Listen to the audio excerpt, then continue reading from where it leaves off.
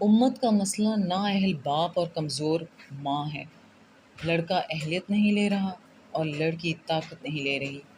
آج کی آیات کا ترجمہ۔ پناہ مانگتی ہوں اللہ کی شیطان مردود سے۔ شروع اللہ کا نام لے کر جو بڑا مہربان نہایت رحم والا ہے۔ ان کے اوپر آگ کے سائباں ہوں گے اور نیچے اسی کے فرش ہوں گے۔ یہ وہ عذاب ہے جس سے اللہ اپنے بندوں کو ڈراتا ہے کہ اے میرے بندو مجھی سے ڈرتے رہو، اور جنہوں نے اس بات سے پرہیز کیا کہ بتوں کو پوجیں اور اللہ کی طرف رجوع کیا ان کے لیے بشارت ہے۔ تو میرے بندوں کو بشارت سنا دو جو بات کو غور سے سنتے ہیں پھر سب سے اچھی باتوں کی پیروی کرتے ہیں۔ یہی وہ لوگ ہیں جن کو اللہ نے ہدایت دی اور یہی عقل والے ہیں۔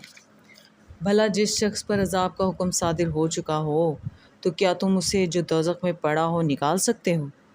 لیکن جو لوگ اپنے پروردگار سے ڈرتے ہیں ان کے لیے اونچے اونچے محل ہیں جن کے اوپر بالا خانے بنے ہوئے ہیں اور ان کے نیچے نہریں بہہ رہی ہیں۔ یہ اللہ کا وعدہ ہے، اللہ وعدے کے خلاف نہیں کرتا۔ صدق اللہ العظیم۔